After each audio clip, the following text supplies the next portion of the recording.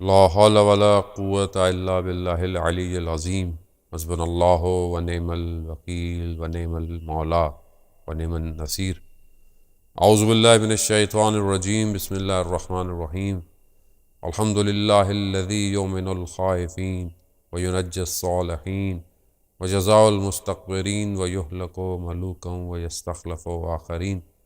والصلاۃ والسلام علی اشرف الانبیاء المرسلین نبینا سیدنا ابی القاسم محمد وعلی آلہ الطیبین الطاہرین المعصومین، لا سیما بقیت اللہ فی الارضین، روحی وارواحنا لتراب مقدم الفدا ولعنۃ اللہ علی اعدائہم اجمعین۔ بسم اللہ الرحمن الرحیم۔ رب اشرح لی صدری ویسر لی امری واحلل عقدۃ من لسانی یفقہوا قولی، اما بعد فقط قال اللہ تبارک و تعالی فی کتاب الحکیم والقرآن المجید، یا ایہا الذین آمنوا اتقوا اللہ وکونوا مع الصادقین۔ ماہ رمضان ہے اور شب ضربت مولا کائنات علیہ الصلوۃ والسلام، اور آج کی رات شب قدر کی طاق راتوں میں پہلی رات ہے۔ یقیناً ابھی تک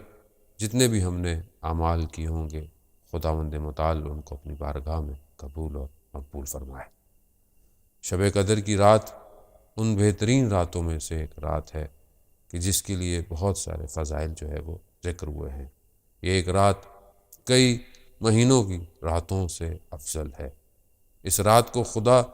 اپنے کرم، اپنے رحمت سے اس میں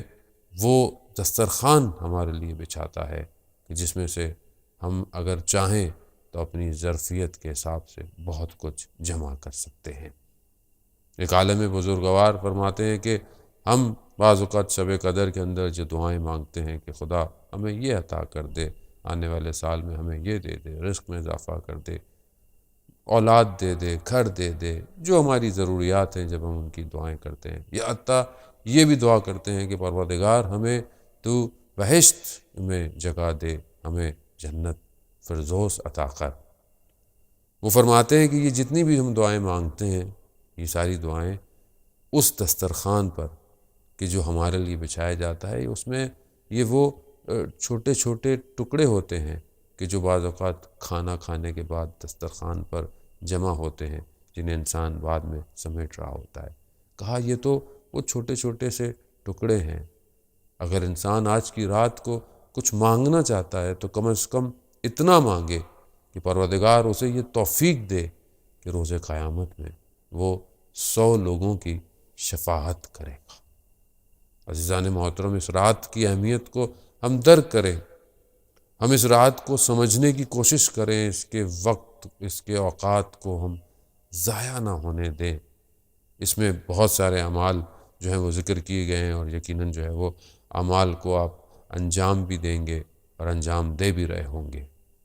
وہاں پر قرآن کے اعمال، دعائیں، مناجات، اور اپنے آپ کو خداوند متعال کے قریب کرنا ہے، اپنی اس ظرفیت کو کھولنا ہے، اپنے دل کے وہ جو انسان نے اپنے اعمالوں سے اس پر لیر لگا دی ہے، اس کو دور کرنا ہے۔ جتنا انسان کا قلب جو ہے وہ منور ہو جائے گا، نورانی ہو جائے گا، اتنا انسان زیادہ جو ہے وہ اس رات کو حاصل کر سکتا ہے۔ سورہ حجرات میں جہاں پر رسول خدا صلی اللہ علیہ وآلہ وسلم کے بارے میں بیان ہوا، مفسرین قرآن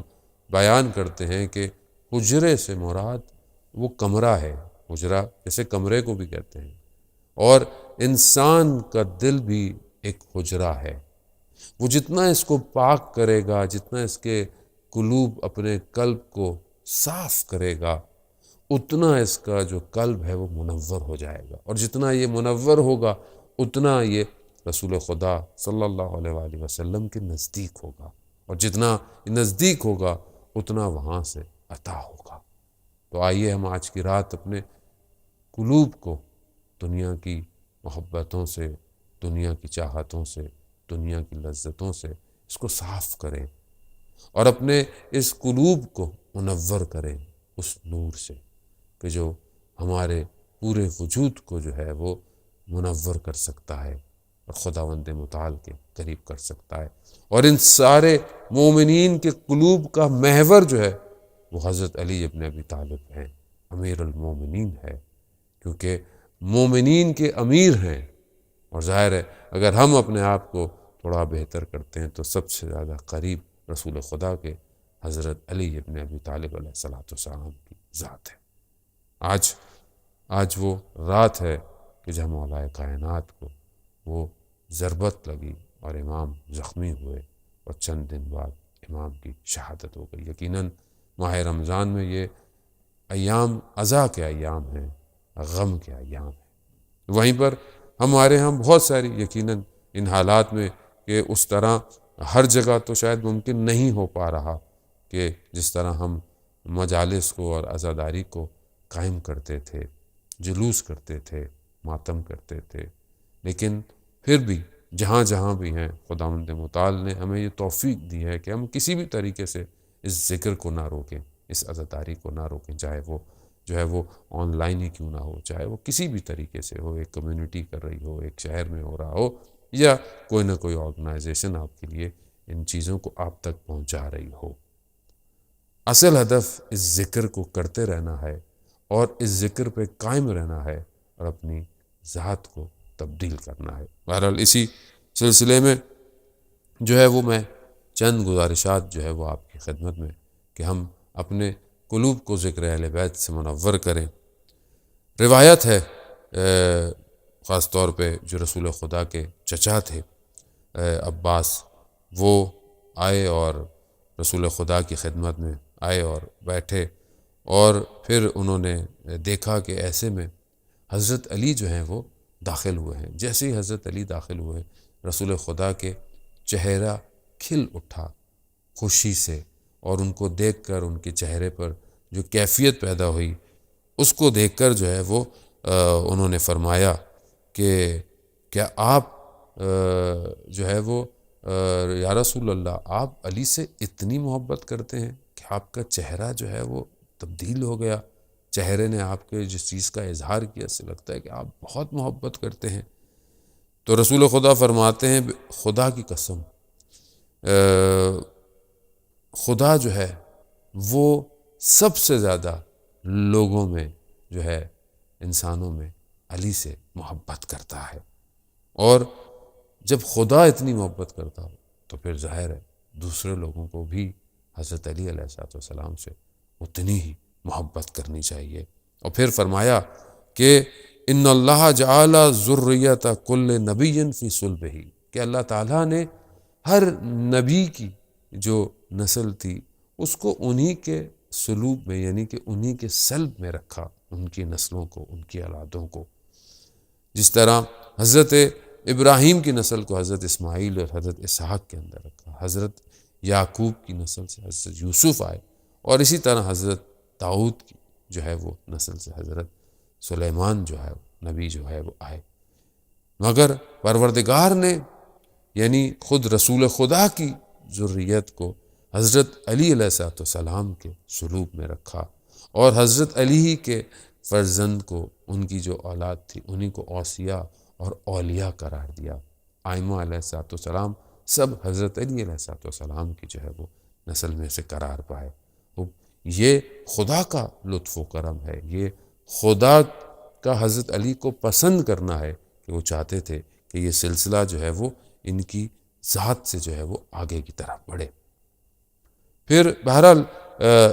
اب حضرت علی علیہ السلام سے محبت کرنا یا ان کی حمد و ثنا کرنا یا ان کے بارے میں کہنا یہ ہمارے بس کا کام نہیں ہے، کہ جس کے لیے جو ہے وہ قرآن حمد و ثنا کر رہا ہو، جس کے لیے قرآن یہ کہہ رہا ہو کہ دنیا کے سارے درخت قلم بن جائیں اور سارے سمندر جو ہے وہ سیاہی بن جائیں، مگر پھر بھی کلمت اللہ کے فضائل بیان نہیں کیے جا سکتے۔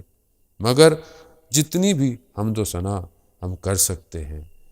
وہ ہمیں کرنی چاہیے، مگر دوسرے زاویے سے دیکھیں کہ حضرت علی علیہ السلام ہم سے کیا چاہتے ہیں۔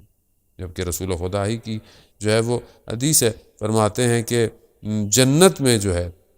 جنت میں داخل جب ہوں گے، یا جنت کوئی دروازہ اس پر جو کھونٹی ہے، اس پر جو وہ لگا ہوا ہے، جس کو نوک کیا، جس کو کھٹکھٹایا جائے گا، اس کھٹکھٹانے والی جگہ پر، کھونٹنی پر جو آواز آئے گی وہ یا علی کی ہے، یا علی کی ہے۔ اسی کو سن کر جو ہے وہ جنت میں جو ہے وہ داخل ہونا پڑے گا۔ تو ظاہر ہے ہم کوشش کریں کہ اپنی زندگی میں بھی ہے حضرت علی علیہ السلام کے ذکر کو جو ہے وہ اپنے آپ کو اس سے منور رکھیں۔ امام کا ذکر خدا نخواستہ اگر کوئی نہیں کرتا تو ایسا نہیں ہے کہ ان کا ذکر ختم ہو جائے گا، نہیں، ان کے ذکر پر تو جو ہے وہ اس زمانے میں ان کے شہادت کے بعد سے لے کر اس سے پہلے سے کئی عرصے تک جو ہے وہ منبر سے ان کے بارے میں غلط جو ہے وہ کہا گیا، مگر کیا ان کا ذکر ختم ہو گیا؟ کیا ان کے فضائل ختم ہو گئے؟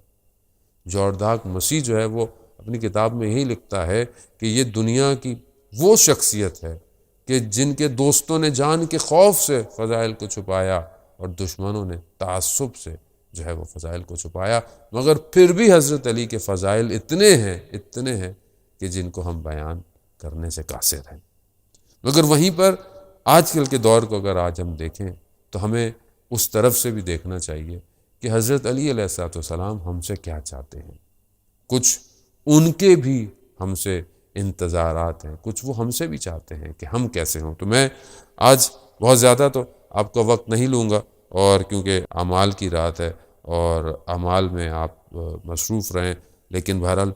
ذکر علی عبادہ، علی کا ذکر بھی جو ہے وہ عبادت ہے، اور اسی عبادت کو کرتے ہوئے کہ میں کچھ چیزیں آج آپ کی خدمت میں بیان کرنا چاہتا ہوں کہ جس سے خود جو ہے وہ امام علی علیہ السلام جو ہے وہ کیا چاہتے ہیں، خاص طور پہ جو لوگ ان سے محبت کرتے ہیں، جو اپنے آپ کو ان کا شیعہ کہتے ہیں۔ حضرت امام جعفر صادق علیہ السلام کے دور کا واقعہ ہے۔ ایک شخص تھا عمار دہنی، اور کوئی اس کو مشکل پیش آ گئی اس زمانے میں، اور اسے قاضی کے پاس جانا پڑ گیا، کیونکہ اس زمانے میں قاضی اور حکومتیں بھی اہل سنت تھیں، تو قاضی بھی جو تھا وہ اہل سنت تھا۔ یہ ان کے پاس گیا اور قاضی کو اپنے کچھ مسئلہ تھا، اس کے لیے شہادت گواہی پیش کی۔ تو قاضی نے کہا کہ میں تمہاری شہادت کو قبول نہیں کروں گا۔ کیوں قبول نہیں کروں گا؟ کہا کہ دو وجہ سے میں تمہاری شہادت کو، ایک تو تم شیعہ ہو اور تم رافضی ہو۔ رافضی جو ہے وہ اس زمانے میں جو یہ کہتے تھے کہ جنہوں نے جو ہے وہ روش پیمبر یعنی پیمبر کی سنت کو اور جو ہے وہ اہل سنت کو جو ہے وہ چھوڑ دیا ہو، اس کو یہ کہتے تھے رافضی۔ اور رفضہ جو ہے وہ لغت میں کنارہ کر دینا، یعنی کسی چیز کو چھوڑ دینا کے معنوں میں استعمال ہوا ہے۔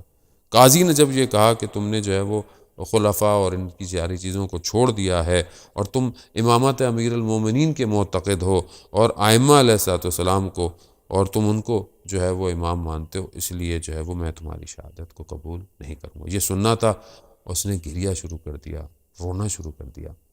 قاضی نے دیکھا کہ وہ گریہ کر رہا ہے تو وہی سمجھا کہ شاید یہ اپنے عقیدے کی وجہ سے جو ہے وہ شرمندہ ہے۔ کہا کہ اگر تم اپنے عقیدے سے پلٹنا چاہتے ہو تو میں تمہاری مدد کروں گا۔ تو انہوں نے کہا کہ نہیں، میں اس لیے گریہ نہیں کر رہا۔ کہا میں گریہ ایک اپنے لیے کر رہا ہوں، وہ دوسرا گریہ مجھے تمہارے پر آ رہا ہے۔ اپنے پہ میں گریہ اس لیے کر رہا ہوں کہ تم نے مجھے کہا رافضی تو اس کو کہتے ہیں کہ جو باطل کو ترک کر دے۔ رافضی سب سے پہلے جو لفظ استعمال ہوا وہ ان ساحران، ان جادوگروں کے لیے استعمال ہوا تھا کہ جنہوں نے فرعون کو ترک کر دیا تھا اور حضرت موسیٰ علیہ السلام کی طرف مائل ہو گئے تھے، اور انہوں نے باطل کو ترک کر دیا تھا۔ گناہوں کو ترک کر دینا جو ہے وہ رافضی کہلاتا ہے۔ اور تم نے مجھے کہا ہے کہ میں اپنے اندر یہ صلاحیت نہیں پاتا، میں اپنے اندر اس وجود کو نہیں پاتا کہ میں نے ان ساری چیزوں کو ترک کر دیا ہو۔ دوسرا تم نے مجھے شیعہ کہا، میں کہاں؟ اور شیعان امیر المومنین کہاں؟ شیعان امیر المومنین تو حضرت سلمان تھے، حضرت عمار تھے، حضرت ابو ذر تھے، میں کہاں؟ اور شیعان امام جعفر صادق علیہ السلام کہاں؟ مجھے تو اپنے پر گریہ آ رہا ہے کہ تم نے مجھے اتنے بڑے بڑے لقب جو ہے وہ دے دیے جبکہ میں اس قابل نہیں ہوں۔ اور دوسرا مجھے تم پر گریہ آ رہا ہے کہ تم اس جگہ پر ہوتے ہوئے تمہیں علم ہی نہیں ہے کہ کون سا لفظ کس کے لیے استعمال کیا جاتا ہے۔ وہ شخص بہرحال وہاں سے اٹھا اور جب امام کی خدمت میں یعنی امام جعفر صادق علیہ السلام کی خدمت میں پہنچا تو امام کو جب اس نے بتایا تو امام نے کہا کہ بہت اچھا کام کیا تم نے، اور تم نے جو یہ جو ادب اور احترام کیا اور ہمارے اس کے لیے تم نے دفاع کیا، ڈیفینڈ کیا، خدا تمہارے سارے گناہوں کو معاف کر دے۔ اب یہ بہت زیادہ ضروری ہے کہ انسان جو ہے وہ دفاع کرے ولایت کا، اور ولایت کا یہ وہ پہلی صفت ہے کہ جس کے لیے امیر المومنین علی ابن ابی طالب علیہ السلام ہم سے چاہتے ہیں۔ بعض اوقات بعض لوگ کہتے ہیں کہ لوگ ہم سے پوچھتے ہیں، بعض اوقات ہمارے بہت سی چیزوں کو جو ہے وہ غلط بیان کیا جاتا ہے، تو ہم کس طرح ڈیفینڈ کریں، کس طرح بیان کریں۔ بات یہ کہ جو حق ہے اس کو بیان کیا جائے، مگر اس کے تقاضوں کے اندر رہ کر، گفتگو میں رہ کر ساری چیزیں حق کو بیان کرنا ضروری ہے، مگر ظاہر ہے کہاں کس طرح بیان کرنا ہے یہ بھی ضروری ہے۔ اور یہ ادب اور احترام بھی ضروری ہے کہ ہم اہل بیت علیہ السلام کے ماننے والے ہوں تو ہم اس موقف کو لوگوں تک جو ہے وہ پہنچائیں۔ رسول خدا صلی اللہ علیہ وآلہ وسلم نے جو ہے وہ حضرت علی علیہ السلام کو فرمایا کہ جبرائیل میرے پاس آئے ہیں اور اللہ تعالیٰ نے جو ہے وہ جو حضرت علی کے شیعہ ہیں ان کے لیے 7 جو ہے وہ چیزوں کو بیان کیا ہے کہ پہلی چیز جو ان کے اندر خصوصیات پائی جائیں گی وہ 7 ہیں۔ یہ 7 خصوصیات کیا ہیں؟ پہلی یہ ہے کہ ان کو مرتے وقت جو ہے وہ ان کو رفیق ان کے ہمراہ ہوگا، دوست ان کے ہمراہ ہوگا، یعنی یہ اپنی جان کو جو ہے بہت آرام سے جو ہے ان کی نکلے گی، یہ پہلی صفت۔ دوسری کہ وحشت قبر میں ان کا مونس ہوگا، ان کے ساتھ کوئی ان کی اس کو مدد کرے گا۔ تیسرا ان کو جو ہے وہ جب اندھیرا ہوگا، تاریکی ہوگا، جب ظلمت ہوگی تو ان کے ساتھ نور ہوگا۔ چوتھی چیز کہ جب روز قیامت میں فریاد اور نالہ برپا ہوں گے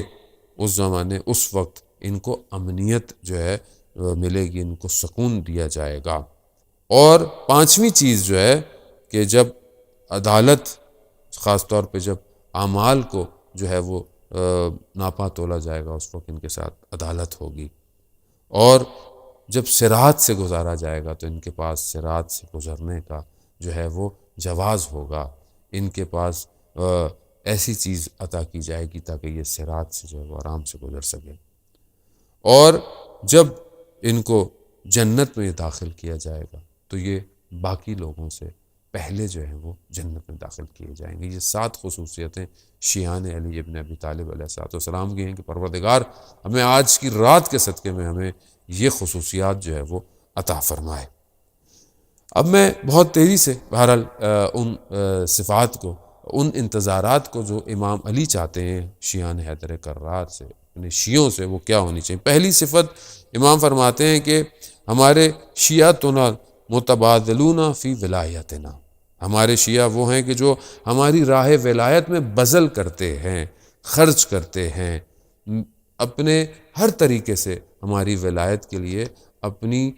جو بھی ان کو اللہ نے عطا کیا اس کو خرچ کرتے ہیں، چاہے وہ مجلس کرانا ہو، چاہے وہ جشن ہو، چاہے وہ جو ہے وہ کسی بھی طریقے سے کوئی اور کام ایسا ہو کہ جس سے ولایت لوگوں تک پہنچے، ولایت کا اظہار ہو رہا ہو، ولایت کے لیے خرچ کرنا ہو، وہ کرتے ہیں۔ یہ پہلی خصوصیت ہے۔ شاید ہو سکتا ہے کوئی شاعر شعر کہہ کر جو ہے وہ بذل کرے، شاید ہو سکتا ہے کوئی خطیب جو ہے وہ فضائل امیر المومنین بیان کر کر جو ہے وہ بذل کر سکے۔ ہر شخص کو جو بھی خدا نے اسے عطا کیا ہے اسے چاہیے کہ ان چیزوں کے ذریعے سے، ان خصوصیت کے ذریعے سے ولایت کا جو ہے وہ معاملے میں بذل کریں اور ولایت کو جو ہے وہ پہنچائیں لوگ۔ یہ پہلی خصوصیت ہے۔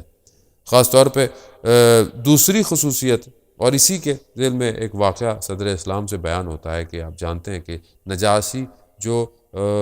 حبشہ کا جو بادشاہ تھا وہ سب سے پہلا بادشاہ تھا کہ جس نے جو ہے وہ اسلام کو قبول کیا تھا۔ رسول خدا بھی جو ہے وہ ان سے بہت ارادت اور محبت رکھتے تھے۔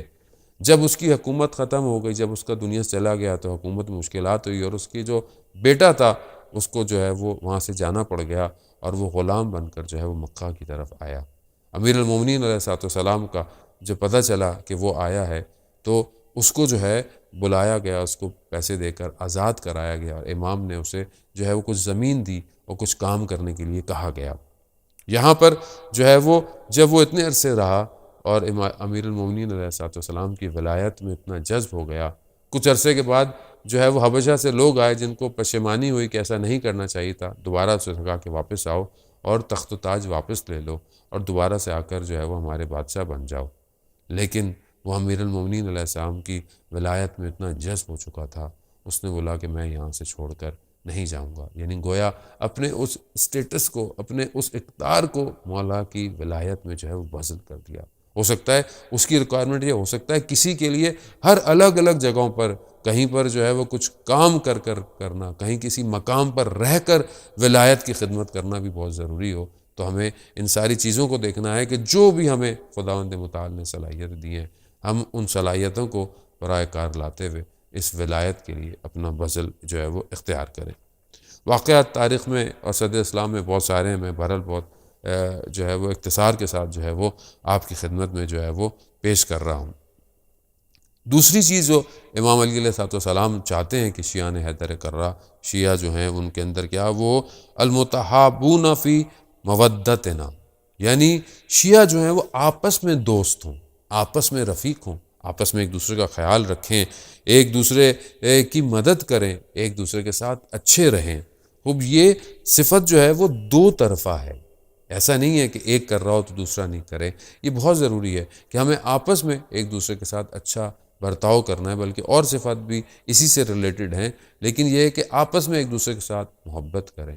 اور مومنین خاص طور پہ ایک دوسرے کا خیال رکھیں۔ ایک مومن دوسرے مومن کی حاجت کو بھی اگر پوری کرتا ہے تو خداوند متعال اس کی قیامت میں لاکھوں حاجتوں کو جو ہے وہ پورا کرے گا۔ بہرحال اس موضوع پہ گفتگو اور بھی بہت سی کی جا سکتی ہے، لیکن تیسرا انتظار جو امیر المومنین علیہ السلام چاہتے ہیں شیعان حیدر کرار سے، وہ یہ ہے المتظاہرون فی احیاء امرنا،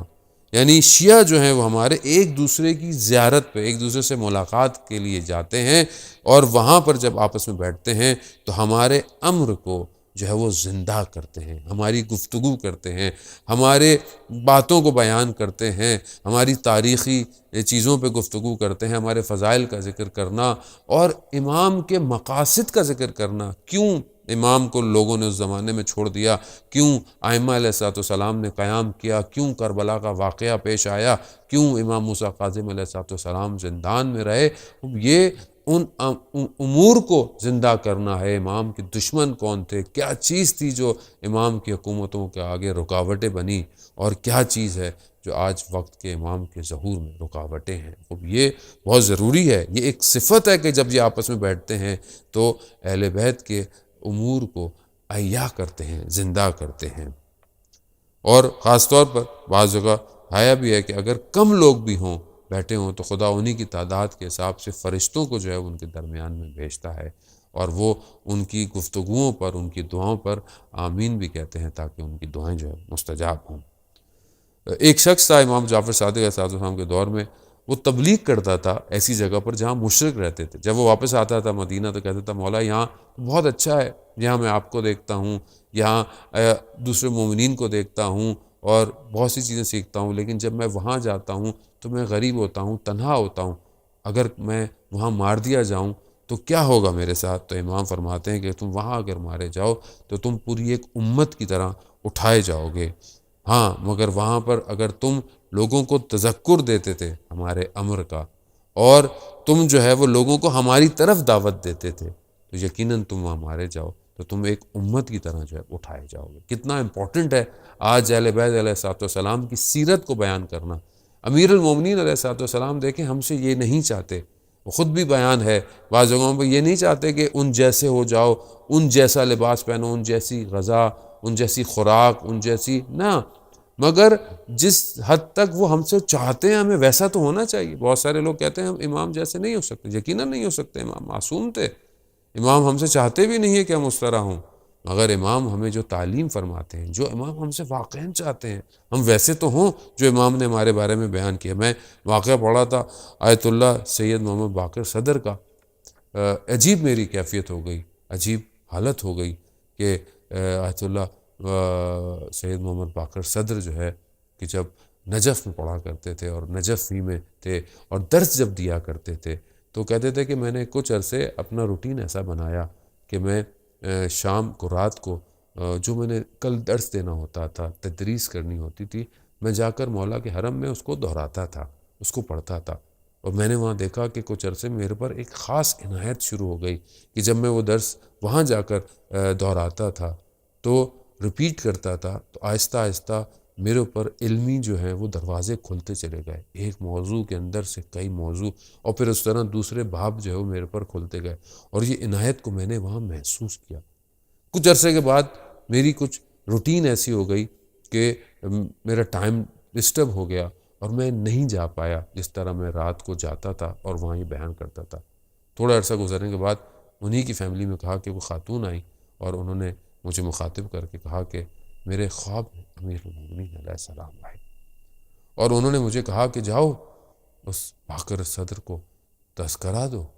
کہ وہ کیوں نہیں آ رہا ہماری بارگاہ میں، اور ہمیں جو ہے وہ اپنا درس جو ہے وہ وہاں پر آ کر جو ہے وہ وہاں ریپیٹ کرتا تھا، تذکر کرتا تھا، کیوں نہیں آ رہا۔